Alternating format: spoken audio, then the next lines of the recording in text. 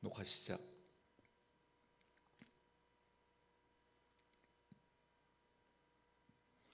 사도신경으로 신앙 고백 드림으로 새벽 예배 시작합니다.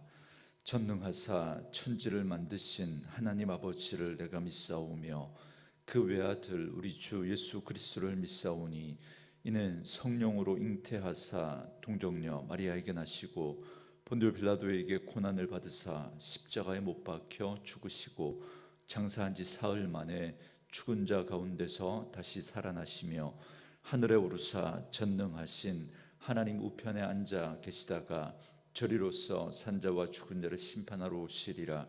성령을 믿사오며 거룩한 공회와 성도가 서로 교통하는 것과 죄를 사하여 주시는 것과 몸이 다시 사는 것과 영원히 사는 것을 믿사옵나이다. 아멘. 이 아침에 우리에게 주시는 하나님의 말씀은 에베소서 1장 1절에서 6절 말씀까지입니다. 에베소서 1장 1절에서 6절까지 말씀, 신약성경 310쪽 그 어간입니다. 에베소서 1장 1절에서 6절 말씀까지 말씀 찾으셨으면 한 목소리로 같이 읽습니다. 하나님의 뜻으로 말미암아 그리스도 예수의 사도된 바울은 에베소에 있는 성도들과 그리스도 예수 안에 있는 신실한 자들에게 편지하노니 하나님 우리 아버지와 주 예수 그리스도로부터 은혜와 평강이 너희에게 있을지어다. 찬송하리로다. 하나님 곧 우리 주 예수 그리스도의 아버지께서 그리스도 안에서 하늘에 속한 모든 신령한 복을 우리에게 주시되 곧 창세전에 그리스도 안에서 우리를 택하사 우리로 사랑 안에서 그 앞에 거룩하고 흠이 없게 하시려고 그 기쁘신 뜻대로 우리를 예정하사 예수 그리스도로 말미암아 자기의 아들들이 되게 하셨으니 이는 그가 사랑하는 자 안에서 우리에게 거저 주시는 바 그 은혜의 영광을 찬송하게 하려는 것이라. 아멘. 오늘은 함께 읽으신 에베소서 1장 1절에서 6절 말씀을 중심으로 복 주실 계획이라는 제목의 말씀으로 잠시 은혜를 나누겠습니다. 오늘부터 매일 성경 순서에 따라서 에베소서 말씀을 함께 살펴가겠습니다. 학자들마다 조금씩 이견이 있긴 하지만 대체로 사도 바울이 로마 감옥에서 재판을 기다리고 있는 구금 상태에서 이 서신을 기록했다라고 봅니다. 그리고 대략 그 시기는 서기 61년에서 62년경으로 추정합니다. 그리고 이때 함께 쓴 서신이 빌립보서, 골로새서, 빌레몬서입니다. 그래서 이 서신들은 모두 옥중 서신으로 그렇게 분류됩니다. 에베소서의 내용을 흔히 말하기를 교회론이다 이렇게 말합니다. 그도 그럴 것이 에베소서는 교회가 무엇인지에 대해서 가장 많이 말씀하고 있기 때문에 그렇습니다. 그러나 에베소서의 메시지는 단순히 교회에 대해서 말해주고자 하는 것이 아니라 하나님의 구원 목적을 말해주는 데 있습니다. 하나님이 우리를 구원하신 궁극적인 목적은 에베소서 1장 10절 말씀처럼 그리스도 안에서 만유를 통일하는 것입니다. 그리스도 안에서 만물을 통일하는 건 이미 그리스도의 구속 사역으로 성취되었지만 그러나 아직 완성되지는 않았습니다. 여러분, 이미와 아직이라고 하는 이 사실을 우리가 잘 이해할 필요가 있습니다.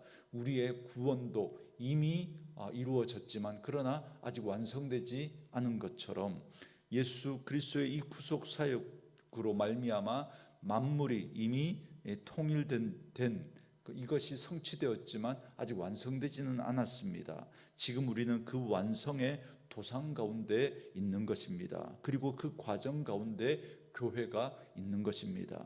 그렇기 때문에 교회는 예수 그리스도 안에서 모든 만물이 통일되는 완성된 구원의 밑그림을 보여주는 것이 바로 교회입니다.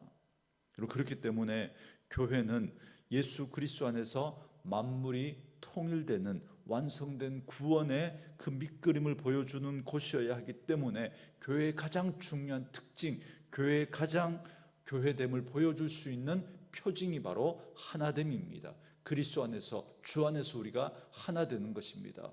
여러분, 교회만큼 다양한 사람들이 모인 곳이 여러분 흔치 않습니다. 지역, 연령, 학력, 가진 것, 그런 여러 가지 개인적인 성향, 정말 다양한 사람들이 모여 있지만 그럼에도 불구하고 교회가 하나 될 수 있는 이유는 바로 그리스도 안에 있기 때문에 그렇습니다. 이것이야말로 교회의 가장 중요한 목적이라고 말할 수 있습니다. 그리고 마침내는 그리스도 안에서 온 우주가 하나가 될 것입니다. 이것이 바로 에베소서의 핵심 메시지입니다. 염두에 두시고요. 오늘 서론 말씀을 보시기 바랍니다. 1절과 2절이 에베소서의 서론이고 1장 3절부터가 본론의 시작입니다. 그래서 다른 서신에 비해서 서론이 매우 짧은 걸 확인할 수 있습니다. 1절과 2절 말씀에 하나님의 뜻으로 말미암아 그리스도 예수의 사도된 바울은 에베소에 있는 성도들과 그리스도 예수 안에 있는 신실한 자들에게 편지하노니 하나님 우리 아버지와 주 예수 그리스도로부터 은혜와 평강이 너희에게 있을지어다 그럽니다. 바울의 첫 마디는 하나님의 뜻으로 말미암아 그리스도 예수의 사도된 바울은입니다. 바울은 분명한 자기 정체성과 신앙의 고백을 가지고 있습니다. 하나님의 뜻으로 사도가 되었다. 여러분 얼마나 당당합니까? 여러분, 우리 성도들은 이렇게 나의 나됨에 대한 분명한 확신이 우리 가운데 있어야 합니다. 나는 경주에 사는 누구누구이다. 나는 누구의 어머니 혹은 누구의 아버지, 누구의 아들, 누구의 딸이다가 아니라 그 전에 먼저 나는 하나님의 택한 백성이고 하나님의 구원받은 하나님의 자녀이다라고 하는 이 분명한 자기 확신, 정체성을 우리 가지고 있어야 합니다.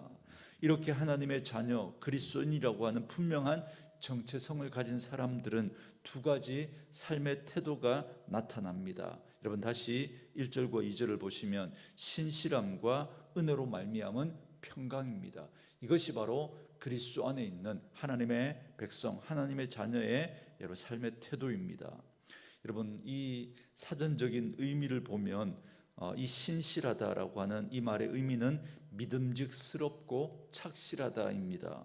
진실하고 성실하다는 말이죠. 그러나 하나님을 빼고는 설명할 수 없습니다. 그러니까 그 믿음직스럽고 착실함이 여러분 누구 때문인가요?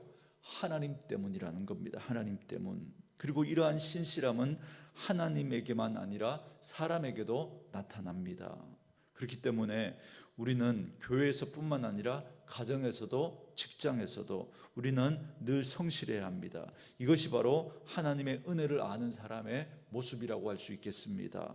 왜냐하면 하나님에게 속해 있는 사람은 언제나 하나님 앞에서 행동하기 때문에 그렇습니다. 그래서 신실합니다. 그래서 아무도 보는 이가 없을 때 그는 하나님 앞에서 늘 성실하고 정직한 모습으로 살아가는 것이죠. 왜요? 그의 이 신실함은 하나님 때문이기 때문에 그렇습니다. 그래서 하나님의 은혜 가운데 사는 성도는 평강을 누리는 겁니다.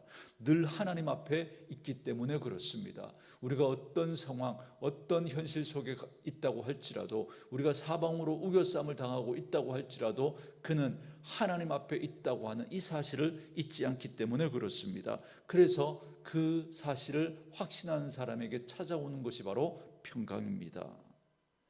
여러분 이 평강은 세상이 줄 수 없는 평강입니다. 세상은 재물이나 지식이나 권력이나 학벌을 가지지 않으면 안정을 얻을 수 없다고 생각합니다. 그래서 세상은 그 힘을 가지고 자신의 안정을, 평강을 누리려고 합니다. 그러나 진정한 평강은 오직 예수 그리스도 안에서만 누릴 수 있는 것입니다. 그런데 사실 세상에서 신실한 삶을 산다는 그 자체가 어떻게 보면 고통입니다. 쉽지가 않습니다. 왜냐하면 세상 사람들은 쉽게 요령을 피우고 대충 눈 가리고 아웅할 때 그때도 우리는 죽게 하듯 신실하게 살아가야 하기 때문에 그렇습니다. 결코 쉽지 않습니다. 여러분, 그게 어떻게 보면 세상 사람들 가운데는 유별나게 보일 수도 있고 그것 때문에 오히려 따돌림과 핍박을 받을지도 모릅니다. 그러나 하나님의 은혜를 받았기에 우리는 그 속에서도 평강을 누립니다. 사람의 시선보다 하나님의 시선이 더 중요하고 사람들의 인정보다 하나님의 인정이 더 중요하기 때문에 그렇습니다.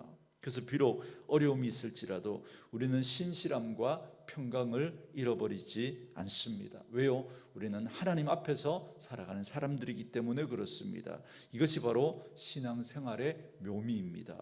그러므로 우리가 그리스도인으로서 확신과 자부심을 가지고 당당하게 살아갈 때 우리는 어떤 상황 가운데서도 신실할 수 있고, 그리고 그러한 자에게 주시는 하나님의 평강을 잃어버리지 않고 살아갈 수 있습니다.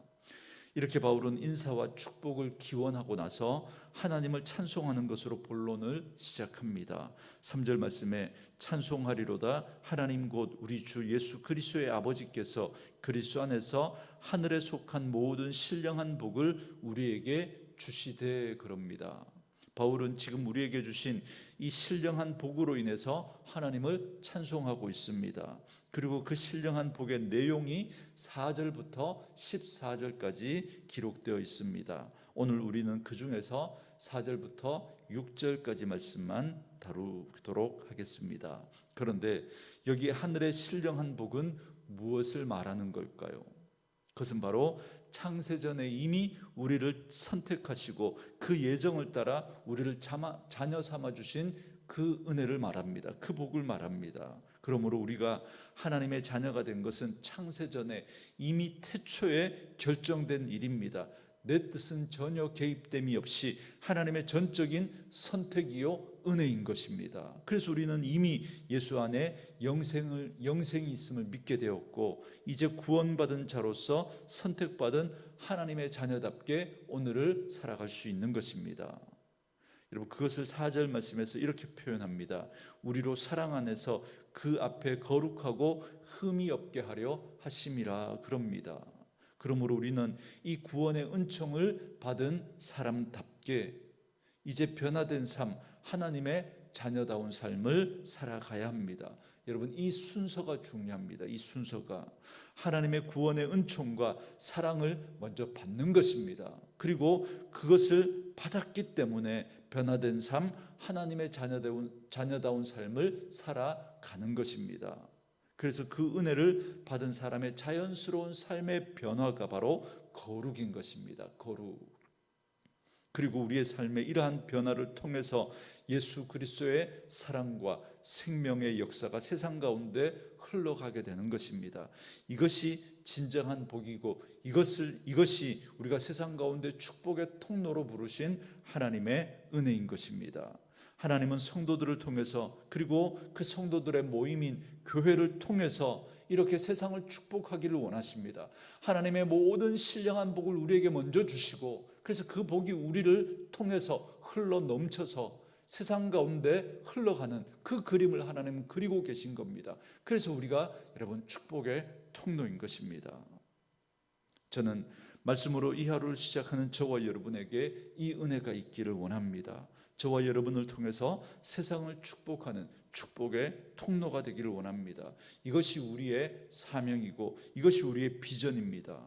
여러분, 우리의 사명, 우리의 비전, 우리의 꿈은 예수를 믿어서 잘 먹고 잘 살고 부자 되고 성공하는 것이 아닙니다.